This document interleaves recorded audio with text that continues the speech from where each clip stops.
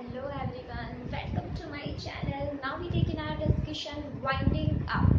देखो ये chapter number 20 है जो कवर करता है सेक्शन 265 से लेके और सेक्शन 365, सेक्शन 270 से लेके और सेक्शन 365 दैट मीन्स 95 सेक्शंस तक कवर करता है ये सेक्शन ये चैप्टर, ठीक है, जिसमें से बहुत सारे अपने डिलीट भी हो गए। जो नोट्स है वो मैंने डिस्क्रिप्शन में दे रखे, 2 पेज में 2 चार्ट बने हुए और जिसमें सारे नोट्स है, ठीक है। सेक्शन की बात करें तो जो इम्पोर्टेंट सेक्शन है वो तो मैंने लिखे हुए हैं उस नोट्स में, समरी है वो चार्ट से, और जो इम्पोर्टेंट सेक्शंस नहीं है वो इसमें कोड नहीं कर रखे हैं नोट्स में, और नोट्स मेरे हिसाब से बहुत परफेक्ट है वो, ठीक है। अभी जो मैं डिस्कशन में ले रही हूँ वाइंडिंग अप का, 1 बाय 1 सारे सेक्शन डिस्कस करते हैं। सेक्शन 271 किसकी बात करता है? सेक्शन 271 बोलता है कि अगर कंपनी में एसआर, वाइंडिंग अप मतलब कंपनी को बंद करना है, तो अगर कंपनी में एसआर पास हो गया किस बात का कि कंपनी को वाइंड अप कर दो, ठीक है, तो फिर वाइंड अप करना ही है। या फिर ऐसा हुआ कि कंपनी ने 5 साल से एनुअल रिटर्न और फाइनेंशियल स्टेटमेंट फाइल नहीं किया आरओसी को, तो आरओसी चाहे तो क्या कर सकता है, वाइंडिंग अप के लिए अप्लाई कर सकता है। बट अगर आरओसी वाइंडिंग अप के लिए अप्लाई करता है तो क्या करना पड़ेगा, तो आरओसी को सेंट्रल गवर्नमेंट का पहले अप्रूवल लेना पड़ेगा, then only he can apply for the winding up, ठीक है। कोई कॉन्ट्रीब्यूटरी चाहे तो वो भी बोल सकता है वाइंडिंग अप के लिए, वो भी अप्लाई कर सकता है। बट इसके लिए बोल रखा है कॉन्ट्रीब्यूटरी सेक्शन 2 क्लोज 26 में बोल रखा है जिसके पास पेड अप शेयर कैपिटल है वो पर्सन होगा कॉन्ट्रीब्यूटरी, ठीक है। और इसमें एक कुछ लिखा हुआ ऐसा कि ऐसा पर्सन वाइंडिंग अप के लिए अप्लाई कर सकता है जो 18 मंथ पहले, मतलब 18 मंथ से पहले का कॉन्ट्रीब्यूटरी नहीं है, ठीक है, और जिसमें भी उसका 4 मंथ का कॉन्ट्रीब्यूशन अभी तक पेंडिंग पड़ा हुआ है, या मतलब 1 मिनट, सेक्शन 2 क्लोज 26 में बोला था जो रजिस्टर्ड हुआ है एटलीस्ट 6 मंथ्स बिफोर 18 मंथ्स, मतलब 6 महीने के लिए वो रजिस्टर्ड रहा और 18 मंथ्स पहले। अब मुझे नहीं पता इसका एक्चुअल इंटरप्रिटेशन क्या है, ठीक है, एक और आगे आएगा, वो 2 इंटरप्रिटेशन मुझे पता नहीं चला। अगर किसी को एग्जैक्टली पता चले तो प्लीज़ उसको कमेंट सेक्शन में मुझे बताना, ओके। फिर इसमें आ जाता है पेटिशन, वाइंडिंग अप के लिए आरओसी हो गया, कॉन्ट्रीब्यूशन, पेटिशन सेक्शन 272 में फाइल करनी है, ठीक है। स्पेशल रिजोल्यूशन और 5 जो कॉन्जिक्यूटिव ईयर तक फाइनेंशियल स्टेटमेंट एनुअल फाइल नहीं किया था वो वाला क्राइटेरिया 271 में। इसमें एक केस भी था, ठीक है, इसमें केस में ऐसा था कि सब स्पेक्ट्रम है, जैसे 10 अपने पास एक्टिविटीज़ है, ठीक है, जिसमें से 2 एक्टिविटीज़ ऐसी है जो कि कर सकते हैं और बाकी की एक्टिविटीज़ नहीं कर सकते, या फिर 2 एक्टिविटी ऐसी है जो नहीं कर सकते और बाकी एक्टिविटी कर सकते, 2 एक्टिविटी नहीं कर सकते। अगर सब स्पेक्ट्रम है, सब स्पेक्ट्रम का मतलब होता है एक से एक्टिविटी जुड़ी हुई है, अगर ऐसी एक्टिविटीज है जो एक से दूसरी जुड़ी हुई है और 2 एक्टिविटी भी अगर नहीं कर सकते हैं, 2 एक्टिविटी का वाइंडिंग अप होगा तो लगभग कंपनी का वाइंडिंग अप करना पड़ेगा। लेकिन इंडिविजुअल एक्टिविटीज है, इंडिपेंडेंट एक्टिविटीज है, तो फिर वो कंपनी क्या है, चलती रहेगी, उसके लिए फिर वाइंडिंग अप की जरूरत नहीं है। सिर्फ 2 जो एक्टिविटीज नहीं हो रही है उनको बंद कर दो, बाकी सारा कंपनी का प्रोसीजर चलता रहेगा, ठीक है। तो ये एक क्वेश्चन था जिसमें 271 के लिए कि वाइंडिंग अप किस किस ग्राउंड पे हो सकता है उसके लिए देखा था। फिर आ जाता है या फिर सेंट्रल गवर्नमेंट को लगता है कि कंपनी फ्रॉडुलेंट मैनर में काम कर रही है, टेम्परेरी कंपनी का खत्म हो गया, या जस्ट एंड इक्विटेबल कोई भी ग्राउंड है, तो उसमें सेंट्रल गवर्नमेंट चाहे तो वाइंडिंग अप के लिए बोल सकती है, और उसी बोल सकता है कॉन्ट्रीब्यूटरी बोल सकता है, क्रेडिटर, ये सब भी बोल सकते हैं। फिर इसमें आ जाता है एक पावर ऑफ ट्राइब्यूनल, ठीक है। एक इसमें ये था कि कंपनी जब खुद, यानी क्रेडिटर कॉन्ट्रीब्यूटरीज जब खुद वाइंडिंग अप के लिए अप्लाई करेंगे तो उसमें इनको एक चीज़ ध्यान रखनी पड़ेगी कि वो ट्राइब्यूनल को भी बोलेंगे और आरओसी को भी बोलेंगे, ठीक है। फिर जो आरओसी होगा वो क्या करेगा, 60 डेज में अपना व्यू जो है कि जो भी क्रेडिटर्स या कॉन्ट्रीब्यूटरीज बोल रहे हैं उसमें उसका जो व्यू है वो बताएगा, ठीक है। किसको बताएगा, ट्राइब्यूनल को बताएगा। और इसमें आ जाता है पावर ऑफ ट्राइब्यूनल, ट्राइब्यूनल की क्या क्या पावर है। सबसे पहले तो ट्राइब्यूनल क्या करेगा, जैसे उसको एप्लीकेशन मिलती है वो ये देखेगा कि वाइंडिंग अप करना चाहिए कि नहीं करना चाहिए, तो या तो वो एक इंटरिम ऑर्डर पास करेगा, या फिर वो क्या करेगा, अगर वो सेटिस्फाई हो जाता है तो वो वाइंडिंग अप का ऑर्डर भी पास कर सकता है, ठीक है। और फिर वो क्या करेगा, एक लिक्विडेटर को अपॉइंट करेगा, कौन करेगा, लिक्विडेटर को अपॉइंट करेगा ट्राइब्यूनल, ठीक है। तो ट्राइब्यूनल ने क्या किया, या तो इंटरिम ऑर्डर पास किया, लिक्विडेटर को अपॉइंट किया, ठीक है। अगर कंपनी अनलॉफुल पर्पस के लिए चल रही है, ऐसा कुछ भी फ्रॉडुलेंट मैनर के लिए, तो फिर अप्लाई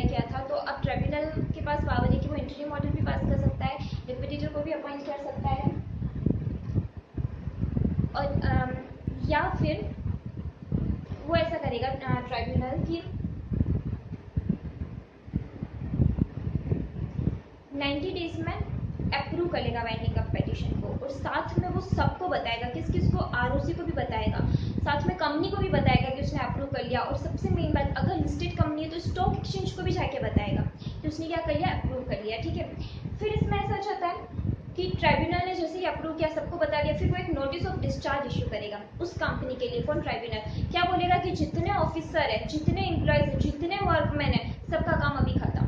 ठीक है, तो एक इसको बोलते हैं नोटिस ऑफ डिस्चार्ज। कौन इशू कर रहा है? ट्राइब्यूनल इशू कर रहा है। देन फिर ट्राइब्यूनल क्या करेगा,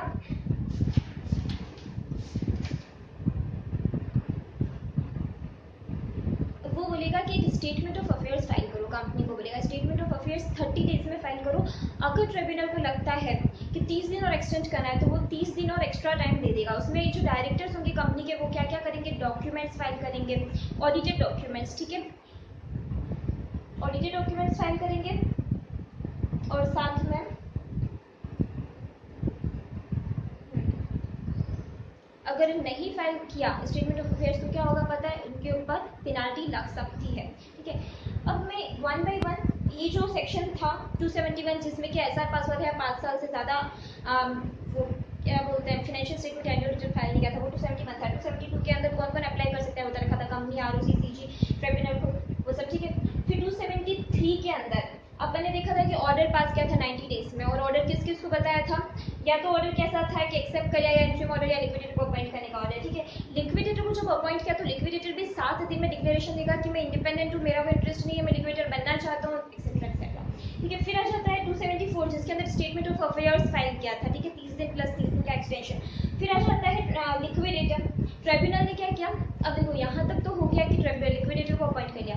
अब लिक्विडेटर क्या करेगा, सारी एसेट्स और लायबिलिटीज को अपनी कस्टडी में ले लेगा। ठीक है, फिर वो 60 दिन में ट्राइब्यूनल को क्या फाइल करेगा, एक ऐसा स्टेटमेंट जिसमें उसने लिखा होगा क्या क्या कि कंपनी के अंदर कितनी कैपिटल एसेट है, सॉरी कितनी कैपिटल है, कितनी एसेट है, एसेट की वैल्यू क्या है, क्या एक्शनेबल क्लेम पड़े हुए कंपनी के, क्या कॉन्टिजेंट लायबिलिटी है, क्या क्या कंपनी के ऊपर क्लेम्स चल रहे हैं, तो जितना भी कंपनी का जो भी ब्यौरा है उसको लगा है। ठीक है, वो सारा वो क्या करेगा, फाइल करेगा, legal claim, list of contributories, ये सब। ठीक है, तीसरा एक और फाइल करेगा 60 डेज में, क्या हर साल अगर वो 1 साल से ज़्यादा लेता है तो एक रिटर्न भी फाइल करेगा। ठीक है, अगर वो रिटर्न फाइल करने में डिफॉल्ट करता है तो 14 दिन में उसको रेक्टिफाई करना होगा, अपने डिफॉल्ट को मतलब 14 दिन में उसको फाइल करना होगा। तो एक तो उसने क्या क्या फाइल किया, रिपोर्ट फाइल की 60 दिन में जिसमें सारा ब्यौरा बताया, एक रिटर्न फाइल किया, और एक लिक्विडेटर ने क्या किया, सारे एसेट्स वगैरह कस्टडी में ले ली। ये तो था लिक्विडेटर का काम। अब ट्रिब्यूनल का काम आ जाता है। ट्रिब्यूनल के देखो कितने सारे काम आते हैं। सबसे पहले तो ट्रिब्यूनल 3 तरह की कमिटीज के लिए बोला हुआ है। पहला तो है वाइंडिंग अप कमेटी, 3 वीक्स में बनाने के लिए बोलेगा कि वाइंडिंग अप कमेटी बनाओ। ठीक है, फिर ट्रिब्यूनल क्या करेगा, अगर उसको लगता है तो सेल्स कमेटी के लिए भी बोलेगा कि सेल्स कमेटी बनाओ। 3 वीक्स में वाइंडिंग अप कमेटी के लिए बोला, सेल्स कमेटी की जरूरत लगी तो सेल्स कमेटी को बनाने के लिए भी बोला। और क्रेडिटर और कॉन्ट्रीब्यूटरीज की जो भी मीटिंग बुलानी है, मीटिंग को बुलाना, डायरेक्ट करना, होल्ड करना, कॉल करना, ये सारा काम भी क्या ट्रिब्यूनल करेगा। ये अलग अलग सेक्शंस में दे रखा था, मैंने तीनों को एक साथ बोल दिया। ठीक है, तो 3 कमेटीज की बात की अपन ने जो ट्रिब्यूनल ने बोला, एक तो सेल्स कमेटी, एक वाइंडिंग अप कमेटी, और एक क्रेडिटर्स और कॉन्ट्रीब्यूटरीज की जो कमेटी की मीटिंग हो रही थी। ठीक है, फिर ट्रिब्यूनल क्या करेगा, एक जो कोर्ट के जो भी सिंपल पावर होते हैं जो अपने को पता होंगे, जैसे समन बुलाना, एक ओथ पे लेना, एक, आप बताओ समन बुलाना और ओथ पे लेने में डिफरेंस क्या है। देखो समन बुलाना मतलब आप अपने रिप्रेजेंटेटिव को भी भेज सकते हो, ओथ पे लेना मतलब कि खुद आप आके बताओ, मतलब कि ये जो डॉक्यूमेंट है या ये जो चीज़ उसको क्लैरिफाई करके दो कि ये सही है। ठीक है, वो एक्सकॉन कर सकता है। एक्सकॉन मतलब कि कोई इंसान जो है वो इंडिया को छोड़ के भाग रहा है तो उसको रोक सकता है, उसको अरेस्ट कर सकता है, उसकी प्रॉपर्टी को सीज कर सकता है, उसकी बुक्स ऑफ अकाउंट्स को भी इवन सीज कर सकता है। ये बोल रखा है सेक्शन 301 में। जो इंपॉर्टेंट है वो सेक्शंस में बोल रही हूँ। ठीक है, हाथों हाथ। और जो sales committee, sorry winding up committee बनाई थी वो सेक्शन था 277, वो भी इंपॉर्टेंट है। ठीक है, ये सब काम किया, समन बुलाया, ये सब। फिर ट्रिब्यूनल ने और क्या किया, 7 डेज में एक इंटीमेशन दिया था लिक्विडेटर, वो सब हो गया। स्टे ऑफ सूट्स में इंपॉर्टेंट ये भी सेक्शन नंबर 279 है, जिसमें क्या हो रखा है कि ये जो नोट्स है वो आपको डिस्क्रिप्शन में मिलेंगे। ठीक है, 2 ही चार्ट है, मतलब 2 पेज में ही चार्ट है, सारा उसी में ही मैंने लिख रखा है। तो देखो सबसे पहले तो क्या किया था उसने, स्टे ऑफ सूट्स में अपने बोलते कि जितने भी केसेस चल रहे हैं उसको रोक दो। ठीक है, केसेस को रोक दिया। लेकिन हाई कोर्ट सुप्रीम कोर्ट की केस को आप कैसे रोकोगी? तो उनको मत रोको, वो एक्सेप्शन है, उनको मत रोको। बाकी सारे केसेस को या तो रोक दो या फिर ट्रिब्यूनल चाहे तो 7 दिन में क्या कर सकता है, डिस्पोज ऑफ कर सकता है।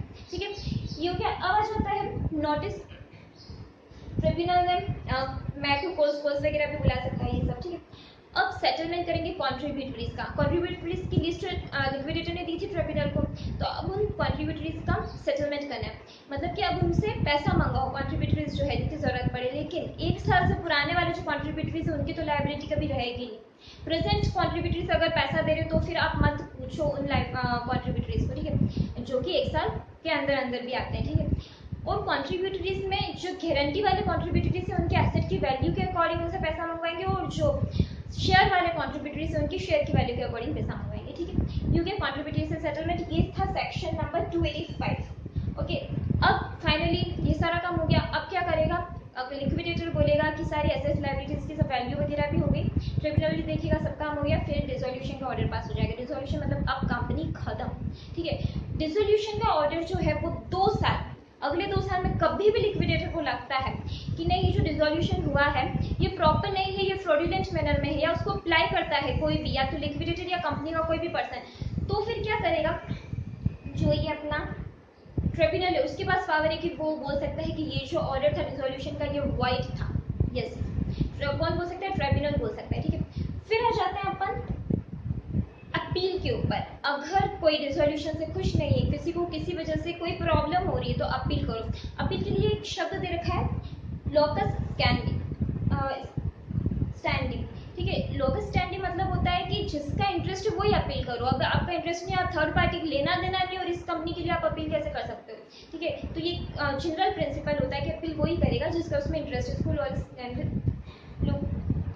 स्टैंडिंग बोलते हैं। ठीक है, अपील करना है कॉम्पिटेंट अथॉरिटी को अपील करना, ये सिंपल है। अब आ जाता है अपना 1-2 पॉइंट में डिस्कस कर लेते हैं। जैसे डिविडेंड है जो अनडिस्ट्रीब्यूटेबल रह गया, कोई उसको क्लेम करने नहीं आया, तो 6 महीने से ज्यादा का अनडिस्ट्रीब्यूटेबल डिविडेंड है, आप स्पेशल अकाउंट में ट्रांसफर कर दो।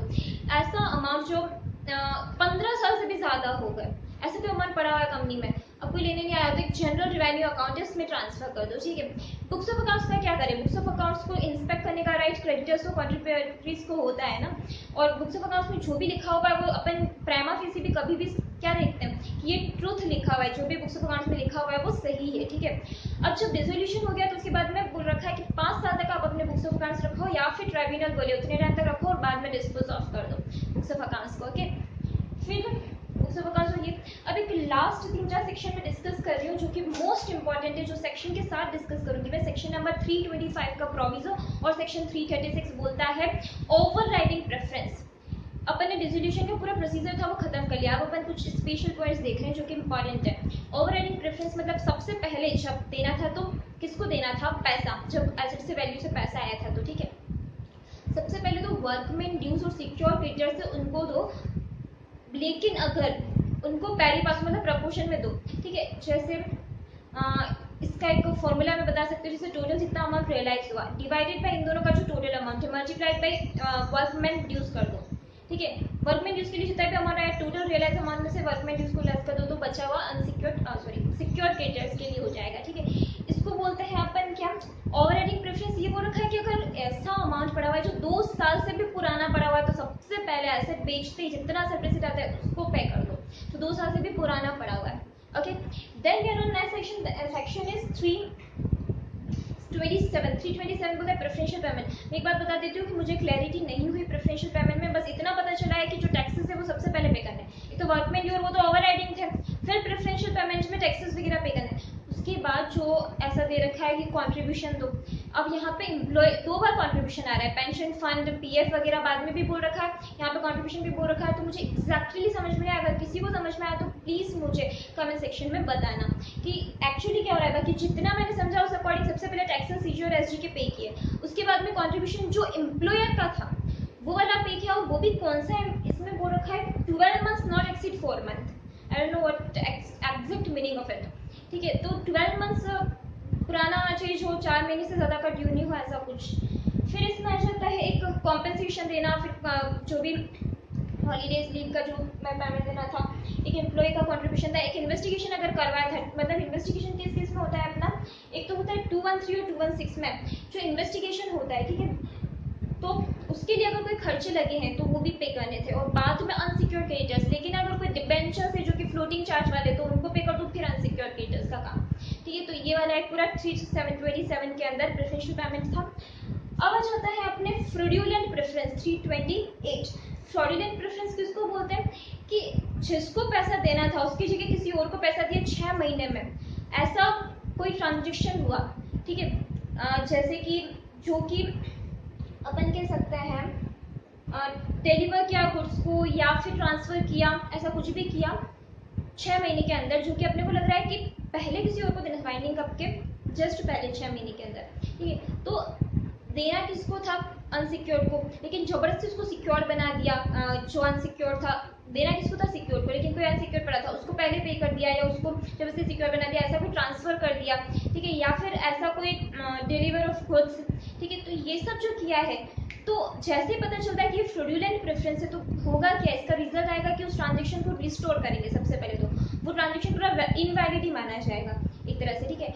अगर इसमें ऐसा होता है, ये तो सेक्शन था 328, और 331 में दे रखा है कि अगर वो डायरेक्टर वगैरह का कोई रिलेटिव है, जैसे एमडी था, उसने क्या किया, क्वेश्चन ये वाला कि एमडी था, उसने ऐसा ट्रांसफर किया किस कंपनी को, जिस कंपनी में उसका जो रिलेटिव था वो डायरेक्टर था, या उसका रिलेटिव उस कंपनी को चला रहा था, तो ऐसा जो ट्रांजेक्शन किया है तो उसमें अब एमडी लायबल हो जाएगा, पर्सनली लायबल हो जाएगा, कितने अमाउंट तक, जितना मॉर्गेज का अमाउंट है और जितना अमाउंट जितने वैल्यू का अमाउंट का वो रिलेटिव का इंटरेस्ट है, विच एवर इज लोअर, जितने अमाउंट का पर्सनली लायबल हो जाएगा अपन एमडी। यहाँ तक क्लियर है। फ्रॉडुलेंट प्रेफरेंस के बारे में अब मैं बता देती हूँ कि कुछ ट्रांजेक्शंस वॉइड बोले, 328 और 331 समझ में आ गया। 328 में फ्रॉडुलेंट प्रेफरेंस था, इसलिए रिस्टोर किया, इनवैलिड किया ट्रांजेक्शन को, और यहाँ पे 331 में बोला था कि कोई पर्सनल लायबल हो जाएगा अगर एमडी वगैरह जो है वो रिलेटिव को या ऐसा कोई ट्रांजेक्शन कर लेते, तो ठीक है। फिर बोले क्या क्या वॉइड है ट्रांजेक्शन, एक तो 1 साल से पहले कोई ऐसे ट्रांजेक्शन जो कि not in ordinary course of business में हो गए, लोन ले लिया, इन्वेस्टमेंट कर लिया, ठीक है, 1 साल से पहले ट्रिब्यूनल से नहीं पूछा, तो वो ट्रांजेक्शन वॉइड है। या फिर ऐसा एक एक्शनेबल क्लेम या सिक्योर्ड नीटस किसी को भी पे कर दिया, ठीक है, वाइंडिंग अप के बाद, तो वो भी क्या है, वॉइड है, ट्रांजेक्शन ही वॉइड है। या फिर सारा अमाउंट ट्रस्ट में जो क्रेडिटर्स के ट्रस्टी थे उनको दे दिया, अब जो प्रेफरेंस के हिसाब से था टैक्स, पहले टैक्स पे करने थे, ये था होता क्रेडिटर्स के ट्रस्टी को किसे दे दिया, वो भी वॉइड है। या फिर ऐसा कर लिया आपने कि कोई फ्लोटिंग चार्ज जो है वो जस्ट क्रिएट किया वाइंडिंग अप के पहले, ठीक है, तो उसमें क्या करना पड़ेगा कि ऐसे फ्लोटिंग चार्जेस जिसका कि या तो कैश अपने को मिल गया प्लस 5% इंटरेस्ट के साथ, या फिर वो ट्रांजेक्शन होने के बाद, फ्लोटिंग चार्ज होने के बाद भी कंपनी सॉल्वेंट है तो कोई प्रॉब्लम नहीं है, लेकिन अगर ऐसा कंपनी इंसॉल्वेंट हो जाती है, अपने को कैश नहीं मिला, वो फ्लोटिंग चार्ज पे क्या वॉइड। या फिर ऐसा हो गया अटैचमेंट था, उसको क्या कर दिया अपन ने, एग्जीक्यूट कर दिया, मतलब कोई प्रॉपर्टी थी अटैच की हुई थी, उसको बेच के पैसा ले लिया और ट्रिब्यूनल से पूछा ही नहीं, तो वो भी क्या है, वॉइड है। लेकिन अगर टैक्स रिकवरी के प्रोसीजर की वजह से अटैचमेंट एग्जीक्यूट किया है तो फिर वो वॉइड नहीं है, ठीक है। ट्रांसफर आफ्टर वाइंडिंग अप है तो वो भी वॉइड है ट्रांजेक्शन, ठीक है। तो इस तरह से कुछ ट्रांजेक्शन है वो वॉइड बताया। फ्रॉडुलेंट प्रेफरेंस अपन ने देखा, ओवरराइडिंग प्रेफरेंस देखा, प्रेफरेंशियल पेमेंट देखा, ठीक है, ओवरराइडिंग प्रेफरेंस। अब मैं एक लास्ट क्या कर लेती हूँ, रिविजन करवा लेती हूँ। तो बहुत ही सिंपल से 2 चार्ट है। फर्स्ट चार्ट तो ये वाला है और सेकेंड चार्ट ये वाला है, बस। तो ये डिस्क्रिप्शन में मैं दे दूँगी, मुझे लगा सारे सेक्शन इंपॉर्टेंट है इसलिए मैंने कुछ ही सेक्शंस रेफर किए, ठीक है। सबसे पहले तो सेक्शन 271 में क्या करना